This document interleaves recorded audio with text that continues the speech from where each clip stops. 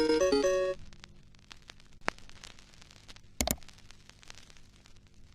semuanya, kali ini kita akan membahas mengenai penyimpangan semu hukum Mendel.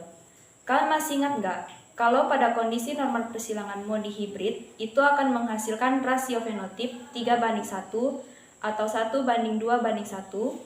Sedangkan, kalau persilangan di hibrid akan menghasilkan rasio fenotip 9:3:3:1 dengan totalnya akan menjadi 16.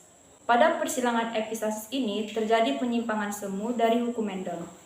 Epistasis itu apa sih? Epistasis adalah bentuk interaksi ketika suatu gen mengalahkan gen lainnya yang bukan sel alel. Biasanya kan kalau dominan mengalahkan resesif, kalau pada keadaan normal itu sudah biasa kan? Yang huruf kapital mengalahkan yang huruf kecil. Nah, tapi di sini, di epistasis ini adalah beda alel, jadi beda huruf. Jadi, epistasis itu yang mengalahkan atau yang menutupi sifatnya, dan sedangkan lawannya dari epistasis adalah hipostasis. Hipostasis adalah gen yang tertutupi oleh gen yang bukan alelnya. Jadi, kalau yang menutupi itu dinamakan epistasis dan yang tertutupi dinamakan hipostasis. Yang akan dibahas kali ini adalah epistasis dominan. Epistasis dominan terjadi ketika gen yang menutupi kerja gen lainnya yang sifatnya dominan. Peristiwa epistasis dominan bisa kita temui di pewarisan sifat warna buah labu. Jadi di buah labu itu ada dua gen yang mempengaruhi warna buah labunya, yaitu gen K dan gen P. Nah, gen K itu punya dua alel, yaitu gen K kapital yang nentuin warna kuning dan gen K kecil yang nentuin warna hijau.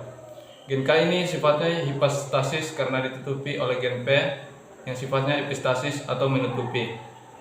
Karena gen alel P kapital ini dapat mencegah pembentukan pigmen warna buah di labu.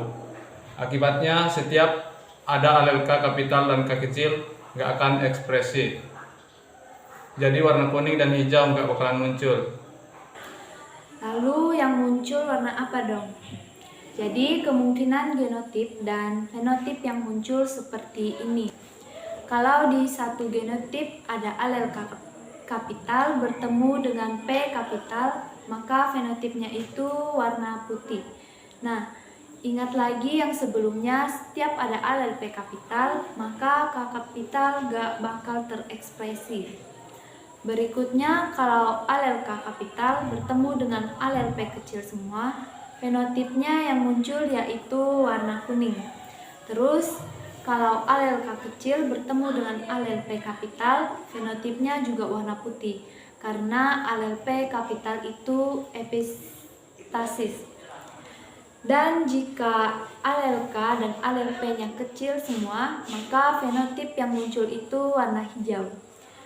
Jika kita silangkan tumbuhan labu putih dengan genotip K kecil, P kapital, dengan labu kuning bergenotip K kapital, P kecil, hasil F1-nya itu putih dengan genotip K kapital, P kecil. Lalu, jika kita silangkan dengan sesamanya, hasil genotip F2-nya terlihat seperti pada tabel. Kalau kita perhatikan di sini ada 12 genotip yang muncul alel P kapital, berarti fenotip yang muncul itu warna putih. Terus kita lihat yang punya alel K kapital dan P kecil itu ada 3 ya. Jadi fenotipnya itu kuning. Nah, sisa satu nih yang genotipnya K kecil, P kecil, semua berarti fenotipnya itu hijau. Jadi bisa kita simpulkan rasio fenotipnya 12:3:1. Yang mana 12 itu berwarna putih, 3 itu berwarna kuning, dan 1 itu berwarna hijau. Nah, kita coba berlatih soal sedikit yuk. Jika kita menyilangkan tumbuhan labu putih dengan genotipnya yaitu K kapital, P kapital, dengan labu hijau bergenotip K kecil, P kecil, maka fenotip yang muncul dari persilangan tersebut adalah, ayo aku kasih waktu nih selama 10 detik, dihitung mundur dari sekarang ya.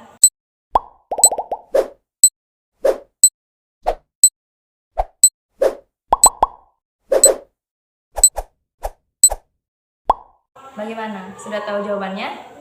Ya, jawabannya adalah warna putih ya. Nah, aku jelasin sedikit nih, kenapa jawabannya bisa putih. Jika kita menyilangkan antara K kapital, K kapital, P kapital, P kapital dengan K kecil, K kecil, P kecil, P kecil, genotip anakannya itu K kapital, K kecil, P kapital, P kecil. Nah, bisa dilihat di sini, ada alel P kapital, jadi alel K kapital tidak bisa terekspresi karena alel K tertutupi oleh alel P. Makanya warna yang muncul bukan kuning, tapi putih.